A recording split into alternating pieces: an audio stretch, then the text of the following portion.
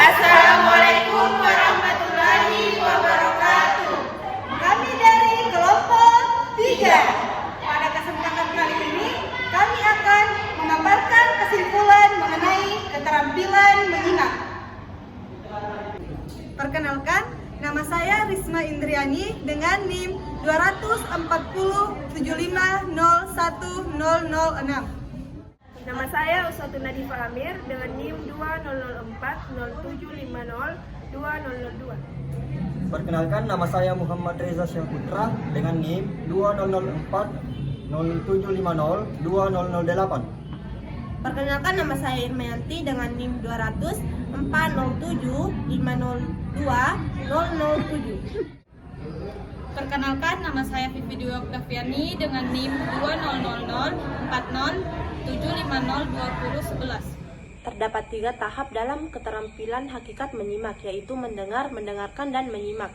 Dan sebelum kami menjelaskan kesimpulannya, saya terlebih dahulu akan menjelaskan apa hakikat dari keterampilan menyimak. Hakikat menyimak adalah suatu proses menyerap informasi yang berhubungan dengan mendengar dan mendengarkan. Tujuannya untuk memperlancar keterampilan berbicara dan menulis. Kemudian, inilah kesimpulan dari mendengar. Bismillahirrahmanirrahim. Assalamualaikum warahmatullahi wabarakatuh. Perkenalkan, nama saya Muhammad Reza Syahputra. Di sini saya akan menjelaskan tentang hakikat mendengar. Nah, mendengar mempunyai makna menangkap bunyi dengan telinga. Sadar atau tidak sadar, jika ada bunyi di sekitar kita, alat pendengar kita dapat menangkap dan mendengar bunyi-bunyi tersebut tanpa disengaja.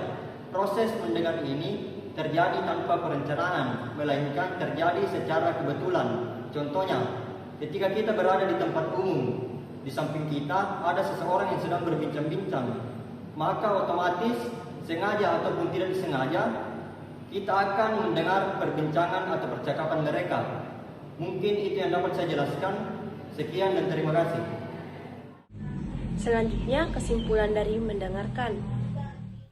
Bismillahirrahmanirrahim. Assalamualaikum warahmatullahi wabarakatuh. Perkenalkan, nama saya Vivi Dwi Oktaviani. Di sini saya akan menjelaskan tentang hakikat keterampilan mendengarkan. Keterampilan mendengarkan secara aktif tidak akan tumbuh dengan sendirinya. Adapun yang harus diperhatikan dalam mendengarkan secara aktif adalah kesiapan fisik dalam kegiatan komunikasi yang terlibat empati atau pikiran yang sangat luas. Sekian dari penjelasan saya.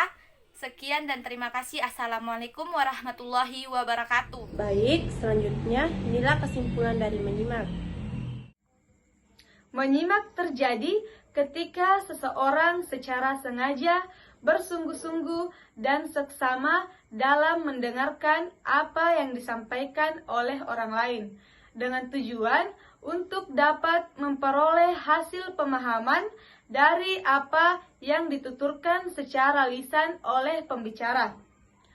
Dalam hal ini, keterampilan menyimak merupakan tingkat tertinggi dibandingkan keterampilan mendengar dan mendengarkan, karena dalam keterampilan menyimak melibatkan tingkat kefokusan dan pemahaman yang lebih tinggi.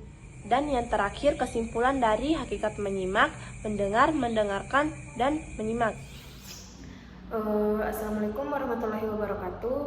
Jadi kesempatan kali ini saya akan menyimpulkan menurut pendapat saya tentang hakikat dari keterampilan berbahasa menyimak. Nah, menyimak menurut saya yaitu sebuah proses atau penyerapan dari sebuah informasi yang diberikan kepada manusia. Dan menyimak atau bisa kita sebut dengan mendengar sangat berbeda dengan mendengarkan. Nah, adapun perbedaan antara mendengar dengan mendengarkan, menurut saya itu mendengar itu terjadi apabila kita mendengar bunyi atau suara, dan suara yang kita dengar dari indera pendengar kita itu secara tidak sengaja.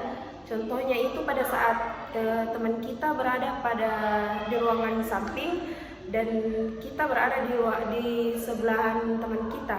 Nah, apabila suara itu terdengar dan tidak ada pemahaman di dalamnya dan hanya perhatian sedikit, memang perhatian terdapat sedikit tetapi sepenuhnya tidak ada perhatian. Itu adalah mendengar.